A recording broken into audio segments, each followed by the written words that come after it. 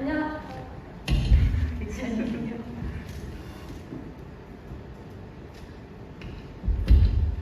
잘 들리시나요? 네. 안녕하세요. 김혜강 시인의 발표할 사조 조연정 김진영입니다.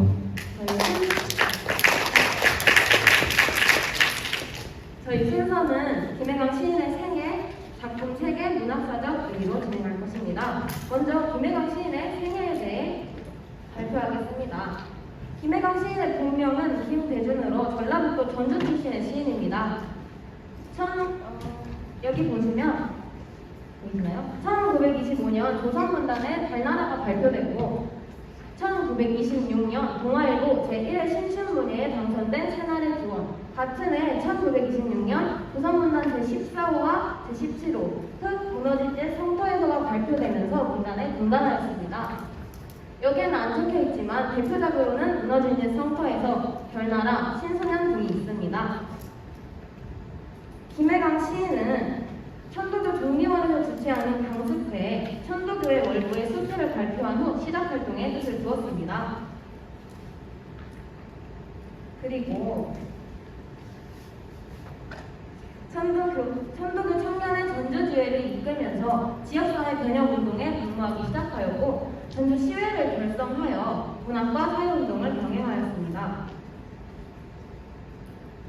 김혜강 시인에게 시란 일제에 강점된 식민지의 궁핍상을 포착하고 공론화하며 자신과 식민지 원주민 사이의 정서적 거리를 없애려는 노력의 일환이었습니다.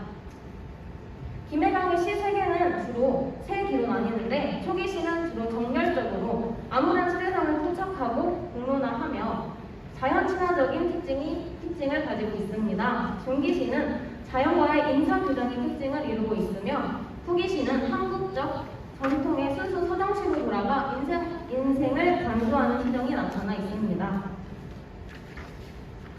다음은 김혜강 시인의 작품 3개를 볼 건데요. 김혜강 시인은 일제강점기 시대의 시인이므로 이 시대의 민중의 삶을 시에 그대로 나타냈습니다.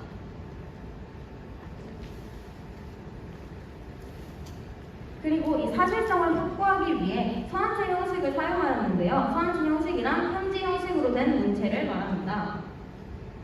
이 작품에서 이런 특징들이 잘 나타나는데, 작품을 한번 읽어보시면 너무 길어서 같이 읽어볼 수는 없는데요. 일제 노동력을 착취당하는 어린 노동자들의 현실을 적나라하게 드러내고 있습니다.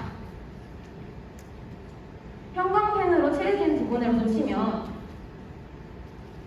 화자가 구제하는 문화를 계속 덮고 호명하는 모습을 볼 수 있어요. 이 모습을 보면 소년 가장이 희생할 수밖에 없는 식민지 가정의 궁핍상을 강조하는 것을 볼 수 있습니다. 또한 은밀한 내면을 고백하기에 알맞은 서안체 형식을 사용하여 식민지의 가난한 살림과 가족 해체 현상의 문제를 삼고 있고, 가족 내적 화자를 앞세워서 시 분위기를 극적 상황으로 조성하고 있습니다. 그리고 김혜강 시인에 나타나는 여성들은 보통 일제에 강점된 도시의 피폐화와 농촌의 피폐화와 도시의 타락감에 대해 환멸감을 표출하는 인물로 설정되어 있습니다.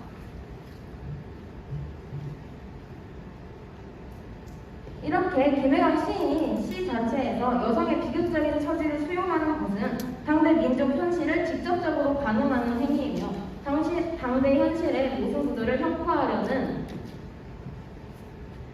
적극적인 상가 의지로 발현되었습니다.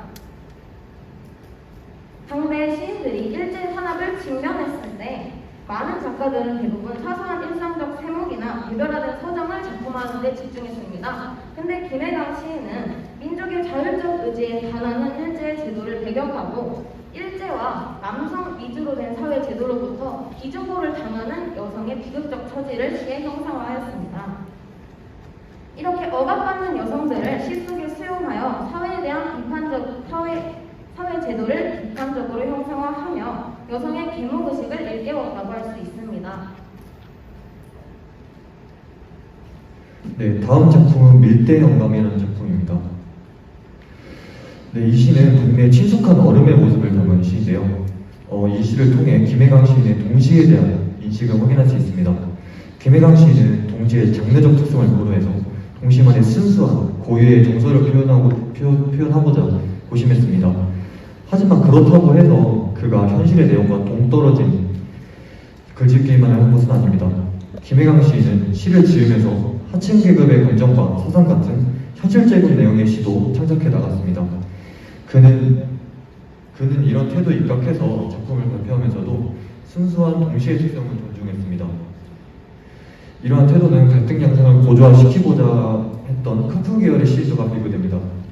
이 점 때문에 카프 계열 비평가들은 내용상으로는 현실 비판적이지만 더 나아가 문학의 본질을 옹호하려고 노력하는 그를 굽지 않은 시선으로 돌아봤습니다. 다음으로는 적은 죽음을 노래로 부르는 조사라는 작품입니다. 이 시는 사냥꾼의 총에 맞아 죽은 새에 대한 조의를 표하는 내용인데요. 이 시에서 김해강 시인은 생명의 소중함을 강조하는데 이것은 일제에 의해 불임의 땅으로 변해버린 식민지의 현실에서 찾아볼 수 있습니다. 하지만 김해강 시인은 현실 비판적 정서를 자주 다루면서도 동시에 성질을 감안해서 주제를 우회하는 전략을 펼쳤습니다. 이것만 봐도 김해강 시인에게 시는 예술의 영역일 뿐 운동이나 투쟁의 수단은 아니었다는 것을 볼 수 있습니다. 김해강 시인의 시는 일제 강점하의 궁핍한 상황을 날카롭게 고발하면서도 예술성을 지지하고 있다는 점에서 1920년대 계급투쟁을 목적으로 쓴 프로시의 시적 가능성을 열어주었다고 평가받고 있습니다. 김해강 시인은 상황과 예술성을 함께 추구했다고 말할 수 있는 겁니다. 김해강 시인의 바람은 일제라는 침략자 앞에서 분열되는 사태가 일어나지 않기를 바라는 열망에서 비롯된 것입니다. 때문에 그는 소년 문인들에게 기성 시인들처럼 논쟁이나 식민지 현실을 직접적으로 비판하는 대열에 나서지 말고 시대 상황으로부터 심적 거리를 유지하면서 후사를 도모하기를 바랐습니다. 당시 카프 시인들이 노동자 계급 소년들에게 강렬한 투쟁 의식을 고취하던 바와 비교되는 모습입니다. 이러한 관점을 가지고 있었기 때문에 김해강 시인은 동시 작품들에서 현실에 대한 직접적 표현을 삼갔습니다. 그 배후에서 동심을 순정의 나라라고 보았던 그의 시선을 엿볼 수 있습니다. 마지막으로 김해강 시인이 한국 문학사에 어떤 영향을 미쳤는지에 대해서 말씀드리도록 하겠습니다. 첫째, 그는 한 시대를 풍미하며 한국 아동문학의 형성에 기여했습니다. 김해강 시인의 시는 시를 발표하는 동안에도 동시에 손을 댔다는 특징을 보이는데 강렬한 현실 비판적 성향을 담은 시를 발표하긴 했으나 동시는 동심을 바탕으로 채택됐습니다. 그 덕분에 그의 동시들은 카프 시인들의 작품과 견주어 볼 때 투쟁성보다는 서정성을 확보할 수 있었습니다. 둘째, 그는 시를 통해 미래의 희망을 제시했습니다. 궁핍한 식민지의 일상을 직접적으로 다루는 대신에 동시에 대상성을 고려한 것입니다. 그의 여러 시들에서 이러한 내용들은 주로 태양 이미지의 출현으로 구체화되었으며 작품에서 보이는 이미지들을 확장하여 주제의 일관성을 유지하려는 그의 신념과 연결됩니다. 김해강 시인은 한결같은 불타는 영혼으로 바라보는 자연과 자연에 쏘는 인간으로서의 뜨거운 정이 교감되고 있다는 것을 보여주는 시인입니다. 마지막으로 셋째, 김해강 시인의 시는 여성을 대상으로 한 계몽 의식을 강하게 드러내서 식민지 현실에 대한 민중의 각성을 통해 민족 해방을 확대하기 위한 전 단계의 의의를 갖습니다. 그는 여러 시들에서 남성 공관잔재와 일제의 탄압으로부터 여성의 해방은 민족의 독립을 위해 반드시 성취되어야 할 조건으로 보았으며 여성에 대한 여성의 계몽을 시화하였습니다. 여기까지 시와 문학의 고유한 영역을 존중했던 김해강 시인에 대해 알아보았습니다. 이상으로 4조 발표 마치도록 하겠습니다. 감사합니다.